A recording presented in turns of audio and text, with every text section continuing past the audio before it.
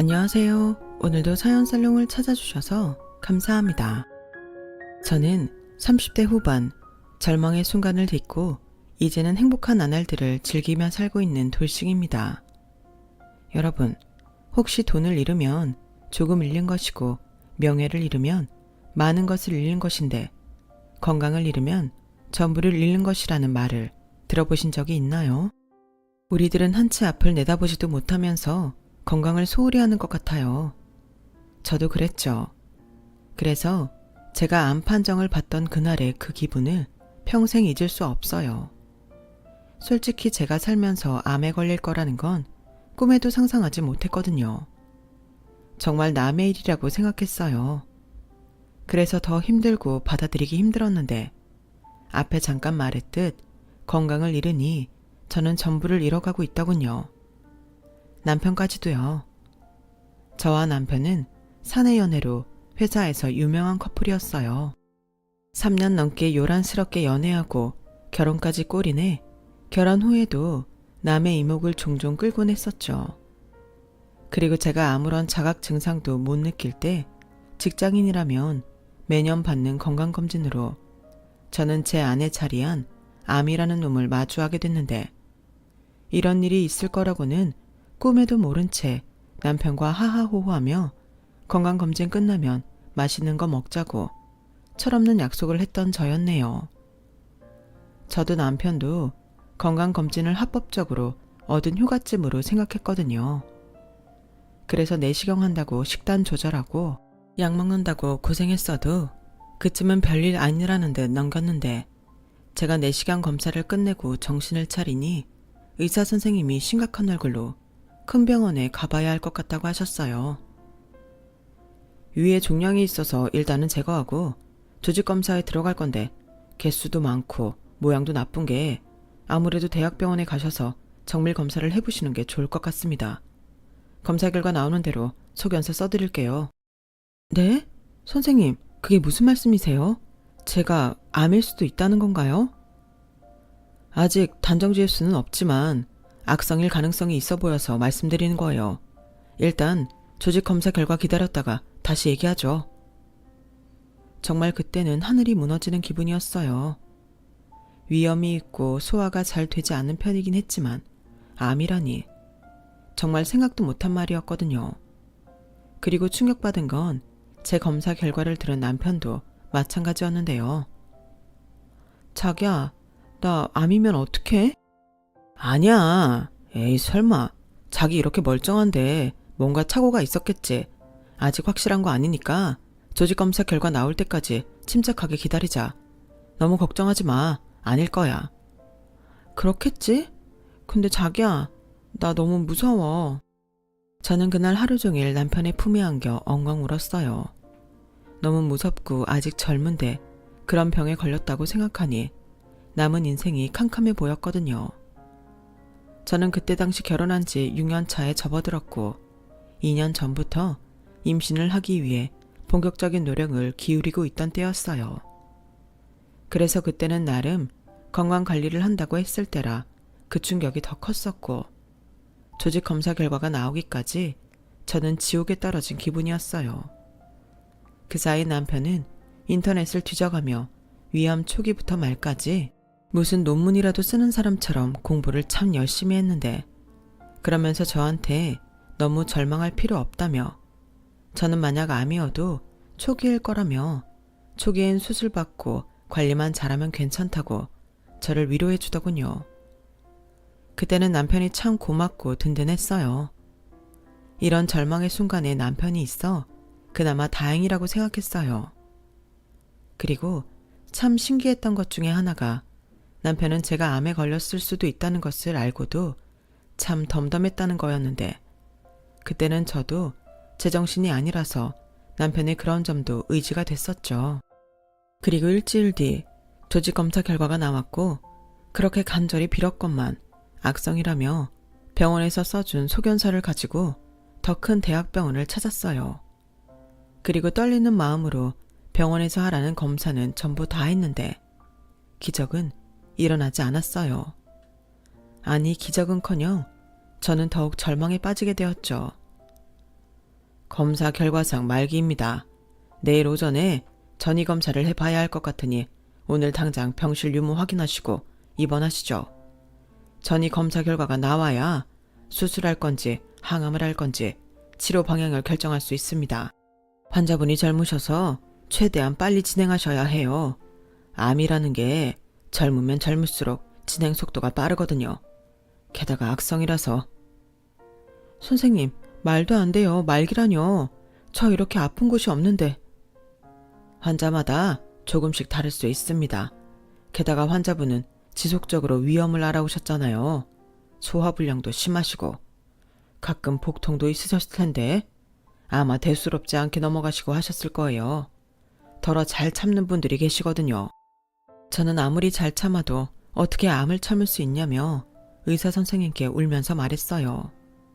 그리고 제 옆에서 함께 검사 결과를 듣던 남편은 연신 착잡한 표정으로 마른 세수를 했는데요. 저는 곧장 남는 병실이 있어 입원을 했고 남편은 제 짐을 가지러 집에 갔어요. 그리고 저는 떨리는 목소리로 회사에 전화해 휴가계를 냈는데 남편이 그 사이 양가에 제가 암에 걸린 사실을 알렸는지 친정엄마가 전화를 하셨더군요. 지혜야, 방금 조서방한테 전화가 왔는데 아니지? 아니, 네가 어떻게 암일 수 있어? 엄마 나 어떡해? 나 너무 무서워. 지금 당장 네 아빠랑 병원으로 갈 거야. 내 새끼 조금만 기다려. 엄마 금방 갈게. 전화상이었지만 친정엄마는 반쯤 혼이 나가 있으셨어요. 그래서 서울과는 2시간 남짓한 거리에 사시는 부모님이 안전하게 잘 오실 수 있을까 걱정이 되었는데요. 그 사이 남편이 무슨 짐을 그렇게 많이 쌌는지 28인치 저희 부부가 장기간 출장 갈 때 들고 가는 캐리어에 제 물건을 담아왔더군요. 자기야, 뭘 이렇게 많이 가져왔어? 그게 언제 퇴원할 수 있을지도 모르고 뭐가 필요한지 모르니까 괜히 이것저것 없다고 왔다 갔다 하는 것도 그렇고 그래서 그냥 전부 다 쓸어왔어. 이것저것 많아도 필요할 때 없는 것보다 낫잖아. 아마 그때부터였던 것 같아요. 이상하게 남편이 멀게만 느껴지더라고요. 그리고 남편이 온 지 얼마 되지 않아 시어머님이 병실 문을 벌컥 열면서 들어오셨는데요. 그 첫마디 지금도 또렷하게 기억나네요. 나왔다. 정말 암이 맞는다는 거야? 오셨어요? 네, 맞다네요.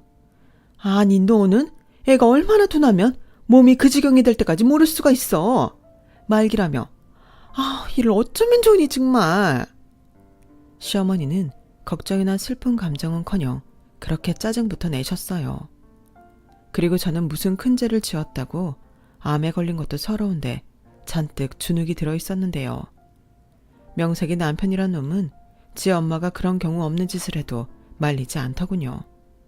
그저 옆에서 걱정스러운 한숨만 쉬었는데 어째 그 순간은 저를 걱정하는 게 아니라 암에 걸린 마누라를 돌봐야 하는 지를 걱정하는 것 같았어요. 그리고 1시간이 더 지나서 금방이라도 무너질 것 같은 친정 부모님이 도착하셨는데요. 저도 그 순간에는 참았던 눈물이 터져서 엉엉 울고 말았네요. 그리고 저희 엄마는 곧이어 저희 남편과 시어머니에게 이렇게 말씀하셨어요. 조서방, 많이 놀랐지? 어째 이런 일이 다 있을 수 있어. 사부인도 많이 놀라셨죠? 저는 지금도 믿기지가 않아요. 우리 아이 이제 고작 30 초반인데. 그러게 말입니다. 건강관리를 도대체 어떻게 했길래 암에 걸려요? 아직 애도 없는데. 그리고 우리 아들은 뭔 죄입니까? 네? 그렇잖아요. 우리 아들도 한창인데 마누라가 덜컥 암에 걸렸으니 돈은 돈대로 깨지고 수발은 또 누가 드냐고요? 그 순간 저와 친정 부모님은 너무 놀라서 아무 말도 하지 못했어요. 그렇잖아요. 암에 걸린 며느리 앞에서 자기 아들만 걱정하며 짜증을 내는데 저희가 놀라지 않을 수가 없었죠. 게다가 저는 평상시 시어머니와 별 문제도 없었어요. 성격이 좀 드세고 솔직한 편이긴 했지만 시아버님이 돌아가시고 억척스럽게 살다 보니 저렇게 되셨구나. 이해하고 넘기니까 상처받을 일도 없었어요. 그리고 시어머니는 나름 배운 사람이라고 자부하며 동네에서 보습학원을 운영하고 계셨는데요. 자식이라고는 저희 남편 하나라 딸이 없어 그런지 무뚝뚝한 성격 때문에 학원 애들이 원장 선생님을 그렇게 무서워한다고 하더군요. 그때 그 말을 듣고 저는 재밌다고 웃었어요. 그리고 사람 성격이 타고나는 건데 어쩌겠나 생각했는데요. 제가 너무 관대했나요? 세상에 이런 큰 병에 걸린 며느리와 사돈 앞에서 이 무슨 경우 없는 짓이냔 말이죠. 그런데 시어머니의 짜증과 신경질은 거기서 끝이 나지 않았어요. 너도 참 마음에 안 든다. 내가 여태 너 임신 못하는 걸로 뭐라고 한 적 있니? 속에서 부글부글거려도 꾹 참고 기다렸는데 뭐? 암? 그것도 말기? 나 참 기가 막혀서 암에 걸릴 거라면 애라도 하나 낳고 걸리든가 아니면 아예 내 아들이랑 결혼을 하지 말든가 했어야지. 사돈, 혹시 집안에 암에 관련된 가족력 있는 거 아니세요? 이러면 사기 결혼인데? 뭐라고요? 지금 말씀 다 하셨어요. 아무리 자기 자식 일이 아니라고 해도 어떻게 그런 말을 할 수가 있어요. 그렇게 안 봤는데 사돈 진짜 너무하시네요. 제정신이세요. 저희 집안 그런 가족력 없습니다. 저는 지금 하늘이 무너지고 땅이 꺼졌는데 사돈은 사돈 아들이랑 손주 생각밖에는 안 하시는군요. 당연하죠. 쟤들 결혼한 지 5년 넘었잖아요. 그러면 다른 집은 벌써 둘째까지 낳고도 남을 시간이에요. 그리고 막말로 팔은 안으로 굽는 거잖아요. 당연히 저는 제 아들 걱정이 먼저죠. 남들 다 듣는 아빠 소리 한번 못 듣고 돈 벌어서 병원비로 갖다 바치고 제 병수발이나 들게 생겼는데 사돈께서도 지금 충격받고 앞으로 이 모든 걸 감당해야 할 우리 아들 걱정 안 하시잖아요. 그냥 자기 딸 암에 걸려서 어떡하냐고 어버버만 하시지. 저는 이 모든 걸 감당해야 할 제 새끼가 더 안쓰럽습니다. 이보세요 사돈. 아무리 속마음이 그러신다고 한들 그래도 이건 아니죠. 저희 딸의 암에 걸리고 싶어서 걸린 것도 아닌데 여기 오셔서 이렇게까지 하시면 저희한테 얼마나 상처가 되겠습니까? 아실 만한 분이 도대체 왜 이러세요? 왜 그러냐니요. 이미 말 다 했잖아요. 그리고 저는 사돈들한테도 화가 나요. 도대체 애를 어떻게 키웠길래 암에 걸리게 합니까? 뭐 하나 마음에 드는 구석이 없어요. 대학도 내 아들보다 후진대 나오고 집안도 뭐 볼 거 없잖아요. 그래도 내 아들이 좋다고 해서 눈 딱 감고 허락했더니 이게 뭡니까? 내가 결혼하고 바로 애 안 갖는다고 했을 때부터 알아봤어요. 그때 애라도 바로 가져서 낳았으면 이럴 때 얼마나 좋습니까? 내 아들 이렇게 젊은데 어떡하실 거예요? 시어머니는 노발대발 소리를 질러가며 자기가 제일 억울한 사람처럼 말했어요. 지금 가장 억울한 사람이 누구인데. 그리고 저는 시어머님이 그런 말도 안 되는 억지를 쓸 때 남편 놈을 쳐다봤는데 남편이라는 놈은 여전히 지 엄마를 말릴 생각이 없더군요. 정말 화가 났어요. 저희 부모님을 얼마나 무시하면 저럴 수가 있을까? 저런 놈을 사랑하고 결혼해서 5년 넘게 살아왔다는 게 소름 끼치게 싫었죠.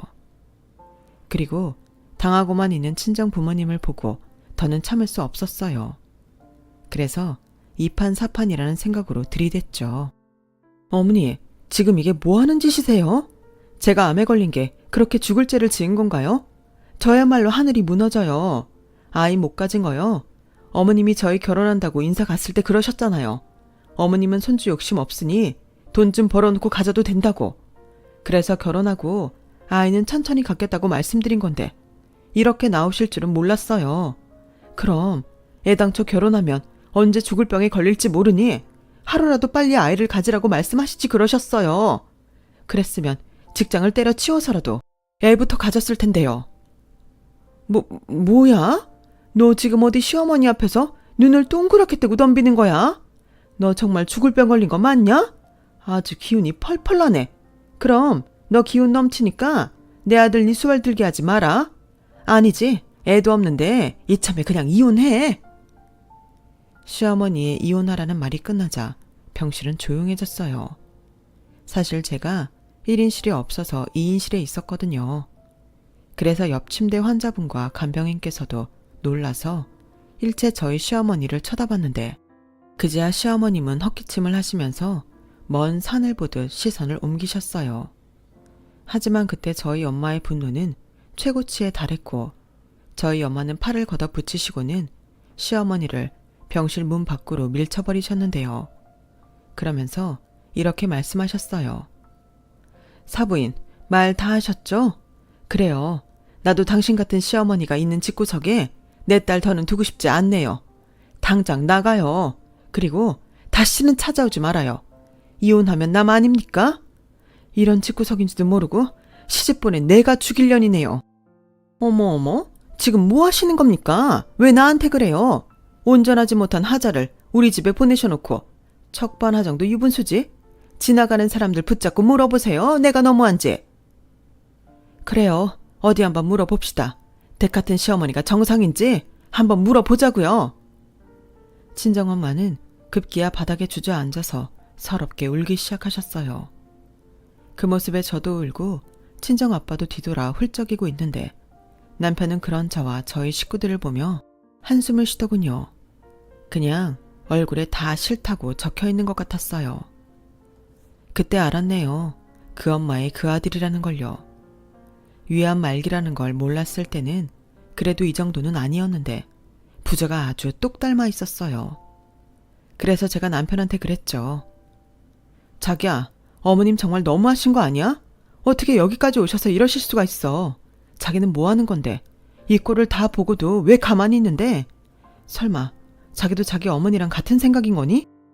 왜 나한테 그래? 자기 지금 힘든 거 알겠는데 자기 힘들다고 나까지 이래라 저래라 하지 마. 나도 지금 머릿속이 복잡해 죽겠으니까. 일단은 오늘은 장인 장모님이 계시니까 우리 엄마 모시고 나는 갈게. 내일 검사 오전 중에 하자고 하셨는데 당신 부모님 계시니까 나는 없어도 괜찮지? 나라도 회사에 가야 하잖아. 아니, 어떻게 지금 회사에 간다는 소리를 해? 하나하나 감정적으로 그러지 좀 마. 이런 상황일수록 한 사람이라도 정신 차려야 하는 거야. 일단 진정하고 쉬어. 아버님, 어머님, 저는 이만 가보겠습니다. 엄마도 그만하고 나랑 가. 아들, 우리 아들 불쌍해서 어쩌니? 그러니까 엄마 아들 더 불쌍하게 만들지 말고 나가자고. 남편은 그렇게 말하고 시어머님과 함께 병실을 나갔어요. 남편이 나가는데 참 서럽더라고요. 저런 것도 남편인가? 마치 병에 걸렸다고 버려지는 기분까지 들었어요. 그러자 옆에서 잠자코 있던 환자분이 이렇게 말하시더군요. 어쩌다 저런 놈을 남편이라고 데리고 살았어. 딱 보니까 마누라 암 걸렸다고 등 돌리는 거네. 저 시엠이라는 년도 보통이 아니야. 원래 병간호하는 마누라는 있어도 마누라 병간호하는 남편은 없수다. 마음 독하게 먹어. 사람이 살자고 하면 암이 대수야? 괜찮아. 나도 작년에 말기라고 해서 들어왔는데 봐봐. 아직 살고 있잖아. 저는 옆 침대 아주머니의 말에 아무런 대답도 하지 못하고 엉엉 울었어요. 그러자 저희 엄마가 저를 꼭 끌어안아 주셨고 무슨 일이 있어도 살자고 다짐했는데요. 그렇게 뜬 눈으로 밤을 새운 저는 오전에 전이검사라는 걸 받았어요. 천만다행으로 검사 결과상 다른 곳에 전이된 암세포는 없었고 개복수술로 암을 일단 제거하자고 담당 의사 선생님이 말씀하셨고 병원에서는 최대한 빠른 날짜를 잡아주셔서 일주일 만에 수술을 받게 되었어요. 얼마나 떨리던지 살면서 수술이라는 건 처음 받는 거였는데 혹시 못 깨어나는 건 아닐까? 덜컥 겁부터 나더군요. 그리고 내가 스스로 암 환자라고 생각하니 그제야 작은 통증도 다 느껴지는 듯 온몸이 하루 종일 아팠어요. 그렇게 저는 개복수술을 받았죠. 정신이 들었을 때는 회복실을 거쳐 병실로 돌아온 후였는데 그 뒤 담당 의사 선생님께 반가운 소리를 듣게 되었어요. 생각보다 암세포 위치가 좋았어요. 그중에 가장 큰 거는 검사 결과 악성이 아니었고요. 작은 몇몇 개가 악성이었는데 모두 다 제거를 해서 일단은 안심하셔도 됩니다. 수술 아주 잘 됐어요. 물론 예후를 좀 더 지켜봐야 하지만 아주 이례적인 일입니다. 그래도 조기에 발견해서 다행이에요. 그럼 저 살 수 있는 거예요? 말기로 알고 있었는데. 아, 그건 죄송해요. 제 실수입니다. 제가 그때 다른 분께 해드릴 설명을 잘못 드렸어요. 정말 죄송해요. 제가 성함이랑 다 확인을 했는데도 그날 유독 정신이 없었네요. 걱정 많이 하셨죠? 분명 화가 나야 하는데 저는 눈물이 났어요. 다시 태어난 기분이라는 게 딱 그런 것 같더라고요. 그래서 화는커녕 감사하다고 몇 번이고 고개를 숙였는데 저희 부모님도 저랑 똑같았는지 우시면서 연신 허리를 숙이셨죠. 그리고 저는 수술 뒤 회복하기 위해 갖은 노력을 다했어요. 밥도 잘 먹고 약도 잘 먹고 병원에서 시키는 건 뭐든 다 했죠. 그리고 남편과 시어머니한테 복수할 생각밖에는 없었는데요. 남편 놈은 그렇게 가고 찾아오기는커녕 전화 한 통도 없더군요. 아니 어떻게 자기 와이프가 암으로 입원해 있는데 이럴 수가 있냐고요. 한 사람이라도 정신 차려야 한다고 하더니 정신을 차린 게 아니라 제정신이 아닌 것 같았어요. 저도 그런 남편놈 따위 미련이 없었죠. 시어머니 말대로 저희 사이에 아이가 있는 것도 아닌데 그런 수모를 겪어도 그 인간이랑 부부로 살면 그건 제가 등신 머저리라고 생각했어요. 저희 친정 부모님도 마찬가지셨죠. 어찌나 일을 바득바득 하셨는지 나중에 퇴원 후에도 집이 아닌 친정에 가자고 하실 정도였어요. 아니 어떻게 남편이라는 놈이 이럴 수 있냐? 지 마누라 그렇게 큰 수술을 하는데 어떻게 코빼기도 안 비칠 수 있어? 너 그런 놈이랑 다시 살 생각 추호도 하지 마. 그런 것들은 지들이 똑같이 당해보지 않고서는 모른다. 아, 이런 짐승만도 못한 것들인 줄도 모르고 때 되면 감자 보내줘, 김장해서 보내줘. 내가 미친년이다. 엄마, 진정해. 나도 오만정 다 떨어졌어. 나 이혼할 거야. 그래, 시원하게 해. 너 아픈 거 하늘에서 그것들 가면 벗겨주려고 그랬나 보다. 다시 건강해지고 그것들보다 훨씬 행복하게 잘 살아. 그러면 돼. 알겠어. 엄마 미안해. 내가 사람을 잘못 봤어. 됐어. 왜 네가 미안해? 그 연놈이 죽일 것들이지. 지혜야, 이번에 엄마가 깨달은 게 있어. 사람은 원래 다 이런 일 저런 일 있기 마련이야. 아플 수도 있지. 그런데 그럴 때일수록 내 사람인지 아닌지가 드러난다. 네가 제일 아플 때 너한테 등 돌린 그것들은 천하의 나쁜 놈이야. 엄마가 상견례 때 그 옆에 내 재수없게 굴 때부터 알아봤어야 했는데. 두고 봐. 내 새끼 눈에 눈물 나게 했으니 그것들 피눈물 나는 날 올 거니까. 친정 엄마는 상처가 크셨는지 말을 멈추지 않았어요. 그리고 저도 건강과 상관없이 그 인간이랑은 이혼해야겠다고 마음을 굳혔는데요. 제가 병원에서 퇴원 날짜를 받았을 즈음 그 빌어먹을 인간은 그제야 저한테 연락을 했어요. 나야, 그동안 회사 일이 너무 바빠서 도통 연락을 못했어. 몸은 좀 어때? 많이 아파? 많이 아파. 그리고 나 내일 모레 퇴원해. 엄마 아빠 집으로 가려고. 아, 그래. 가망이 없는 거구나. 알겠어. 장현 장모님 계시니까 내가 안 가도 괜찮지? 그럼 괜찮고 말고. 수술도 남편 없이 혼자 받았는데 그까지 퇴원은 껌이지. 자기는 신경 쓰지 마. 내가 알아서 할게. 왜 이렇게 뾰족뾰족해? 자기 서운한 건 알겠는데 나도 어쩔 수 없다고. 아픈 사람한테 이런 말하는 게 좀 그렇긴 하지만 제발 이성적으로 생각해. 이성? 이성 좋아하네. 됐어, 끊어. 저는 목구멍까지 이혼 얘기가 올라왔지만 끝까지 참았어요. 그리고 퇴원 후 제 짐을 집에서 가져가기 위해 잠시 집에 들렀는데 어이없게도 남편놈 짐이 하나도 없더군요.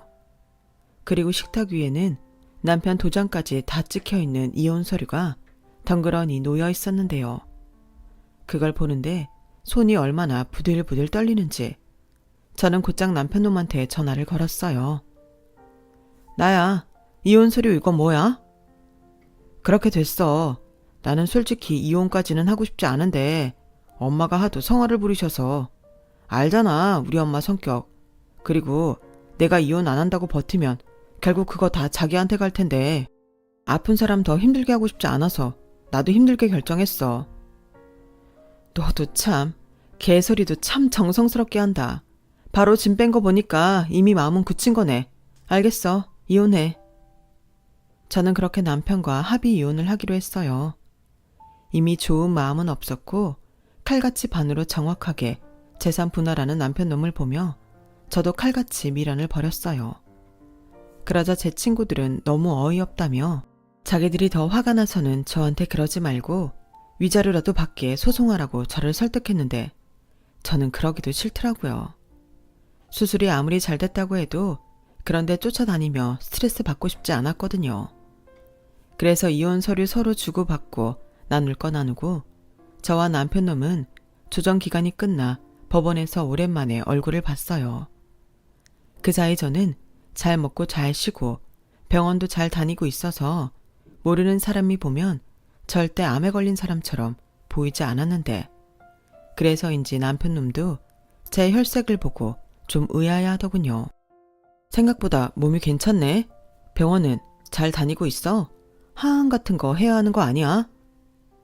왜? 내가 다 죽은 모습으로 나타날 줄 알았는데 아니라서 놀랐어? 아니, 그런 게 아니고 나는 걱정했지. 아파서 움직이기 힘들까 봐. 왜 말을 그렇게 하냐? 나도 마음이 좋지 않아. 나라고 자기랑 이렇게 헤어지고 싶겠어? 나도 어려운 결정한 거야. 솔직히 자기 암 말기라고 했을 때는 진짜 자신 없더라. 따지고 보면 우리 고작 5년 조금 넘게 살았는데 내가 다 포기하고 헌신하기에는 내 인생이 아깝잖아. 그건 자기도 원하지 않았을 거 아니야. 원하지 않아? 나한테 언제 물어는 봤어? 그렇게 예쁘게 포장하면 그 더러운 속 내가 감춰지니? 너는 아무리 포장해도 그 알맹이는 마누라 암에 걸려서 너 고생할까봐 이혼하자고 하는 파렴치한 놈이야. 너나 니네 엄마나 똑같아. 그리고 이제서야 하는 말이지만 나 말기 아니었어. 일부 오진도 있었고 전이 든 것도 없었거든. 그리고 지금은 암세포 다 제거했고 항암 안 해도 된대. 뭐? 오진? 말기가 아니라고? 그래. 물론 오진이라고 해도 암은 맞지. 완치 판정 받을 때까지 조심하고 잘 관리해야 하는 것도 맞고. 근데 봐서 알겠지만 다 말짱해. 내일부터 다시 회사도 나갈 거고 너보다 훨씬 잘 살 거야. 아니, 자기야, 그걸 왜 지금 말해? 진작에 나한테 말을 했어야지. 내가 남편인데. 남편? 남편 같은 소리 하네. 내가 남편이 있었니? 병실에는 한 번도 오지 않고 수술할 때도 코빼기 한 번 비치지 않았는데. 뭐? 진작에 말을 했어야 하지 않냐고? 그렇잖아. 난 심각한 상황인 줄 알고 너랑 헤어지려고 한 건데 이러면 얘기가 달라지잖아. 진작 말했으면 내가 이혼하자고 했겠냐고. 아이씨, 우리 이혼 취소하자. 지금이라도 없던 일로 하면 돼. 싫어. 나는 이제 너 같은 거랑은 같이 다시 살고 싶지 않아. 내가 왜 이 얘기를 지금 하는데 네가 이렇게 이혼 번복할까 봐 말 안 한 거야. 잘 가. 가서 잘 먹고 잘 살아. 이 천하의 나쁜 새끼야. 저는 그때 속에 담고 있던 고구마들을 한 방에 터뜨렸어요. 어찌나 속이 시원하든지. 그놈이 화가 나서 얼굴이 시뻘개지는데 너무 고소하더군요. 그런데 그놈이 그때 저한테 뭐라고 했는 줄 아세요? 저더러 일부러 자기를 속였다며 저를 이혼하고 싶어서 거짓말한 사기꾼이라고 하더군요. 황당했죠. 아니, 어이가 없었어요. 그래서 더는 상대하고 싶지 않아서 등 돌리고 그 자리를 떠났는데요.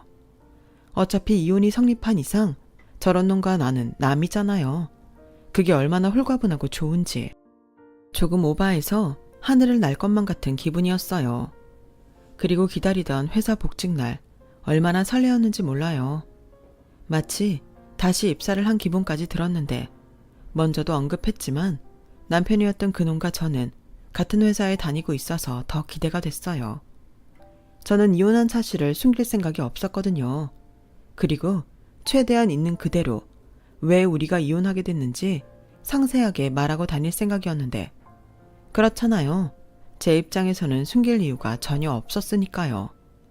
그런데 남편놈한테 제가 멀쩡하다는 것과 회사에 복직한다는 말을 들었는지 시어머니라는 여자가 전화를 해왔고 저는 올 것이 온 것 같아 아무렇지 않게 전화를 받았어요. 나다. 대충 얘기는 들었어. 이유가 어쨌든 네가 심각한 정도가 아니라니 그건 천만 다행이다. 네, 고맙습니다. 근데 용건만 간단히 해주세요. 제가 지금 바빠서요. 그래, 돌려서 말하지 않으마. 너 회사 사람들이 왜 이혼했냐고 물으면 엉뚱한 소리 하지 말고 그냥 성격 차이라고 해. 성격 차이요? 어머니, 저희가 무슨 연예인이에요? 싫어요. 제가 왜 그래야 하는데요? 아니, 그걸 다 얘기해봤자 서로 구설수에 오르기만 할 텐데 뭘 하러 그래? 내가 위자료 좀 챙겨줄 테니까 내가 시키는 대로 해라. 됐어요. 그깟 돈 안 받아요. 그리고 저 이미 벌써 가까운 사람들한테는 다 말했어요. 아줌마 아들이 저 암 걸렸다고 냉큼 이혼 서류 남겨놓고 도망간 거. 뭐야?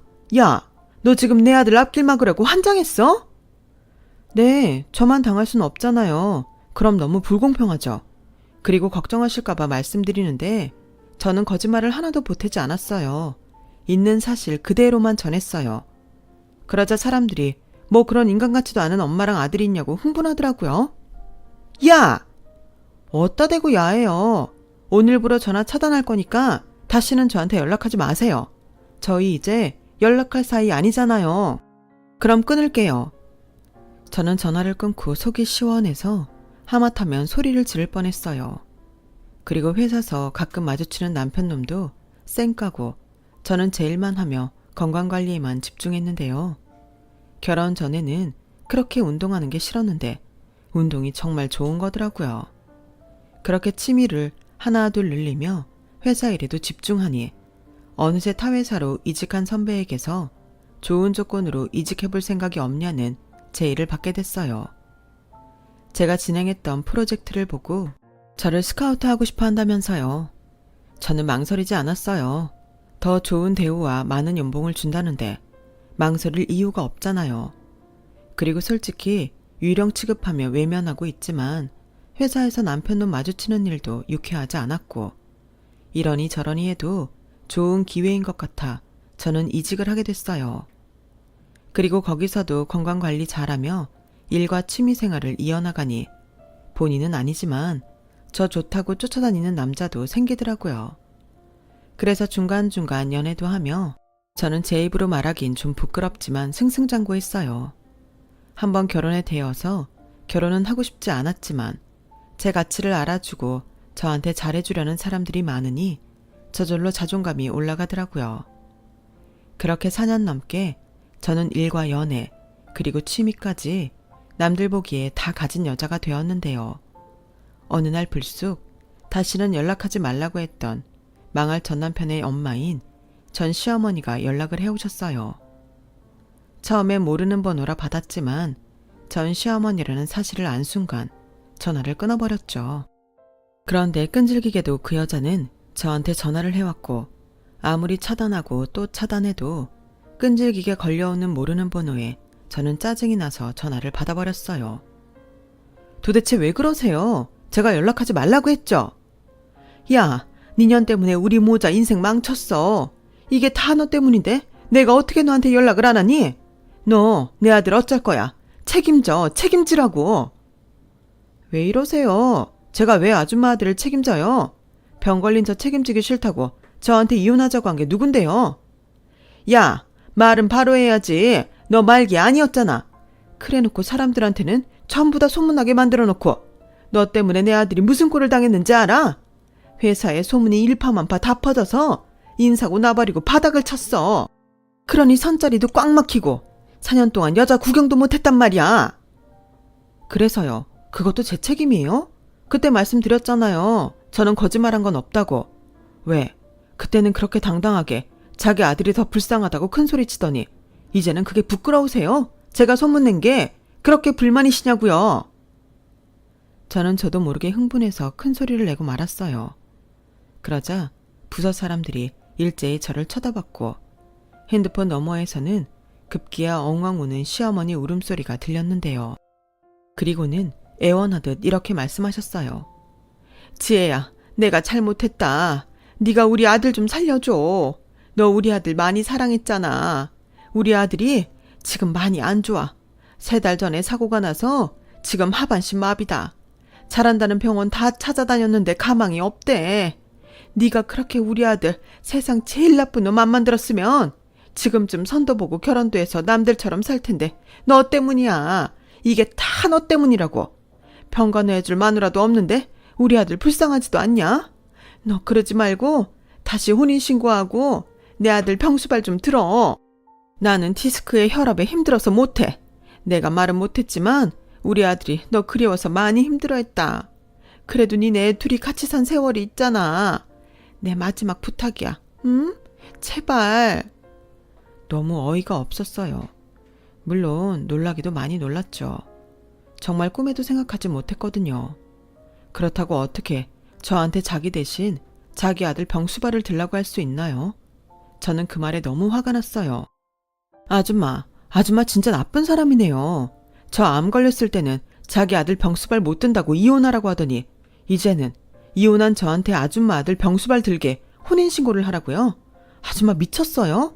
싫어요. 제가 왜요? 저도 아줌마 아들 병수발 들기 싫어요. 그럼 남편도 없는 늙은 내가 다 큰아들 병수발 들라고? 너 진짜 너무한 거 아니냐? 제가요? 지나가는 사람 아무나 붙잡고 물어보세요. 제가 너무한 건지. 이런 걸 두고 받은 대로 돌려주는 거라고 하죠? 어떠세요? 기분 더럽죠?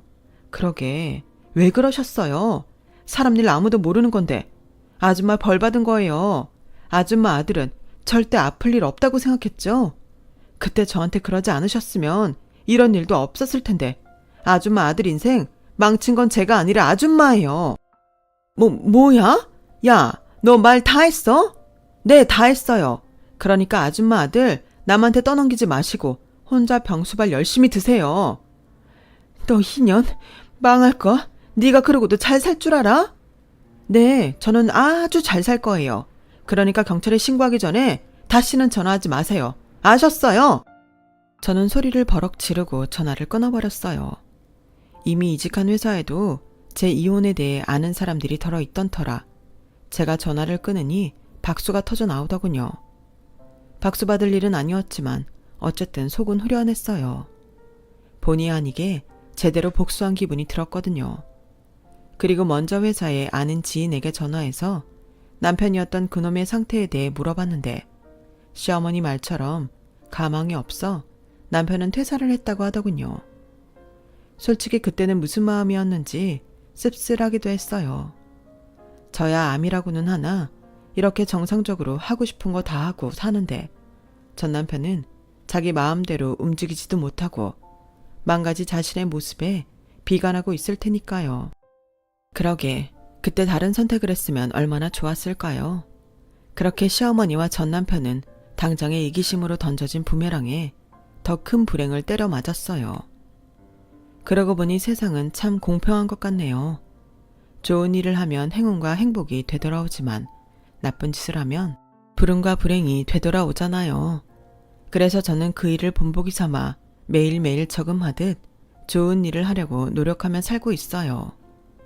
그런데 어째 좋은 일을 하고 나면 기분이 좋아지는 게 벌써부터 그 효과가 나타나는 것 같더라고요. 여러분들도 작은 실천이라도 한번 해보시면 어떨까요? 이 좋은 기분 여러분과 공유하고 싶습니다. 이렇듯 이왕 되돌려 받을 거라면 불행이 아닌 행복으로 받는 저와 여러분이었으면 해요. 저는 현재 완치 판정을 앞두고 있습니다. 얼마나 기다렸던 날이었는지 몰라요. 물론 완치 판정을 받아도 지금의 생활을 유지하며 늘 감사한 마음으로 살아가야겠죠. 부디 제가 그렇게 살 수 있도록 소망하던 완치 판정을 훈장처럼 받길 소원합니다. 아파 보니 건강이라는 게 정말 소중한 거더라고요. 건강을 잃으면 전부를 잃는 것이라는 말은 100% 맞는 말인 것 같아요. 건강 하나만 잘 지켜도 다시 일어날 수 있는 기회가 생기는 거잖아요. 그러니까 우리 너무 건강을 소홀히 하지 말고 우리 몸도 아껴주면서 하루하루 행복하게 살아요. 최대한 많이 웃고 좋은 사람들과 좋은 추억 많이 만들기 바라면서 제 이야기를 마치도록 하겠습니다. 지금까지 제 이야기 읽어주시고 들어주셔서 대단히 고맙습니다. 오늘 하루도 건강하시고 행복하세요. 여러분, 사연 댓글에 응원과 현명한 조언 부탁드려요.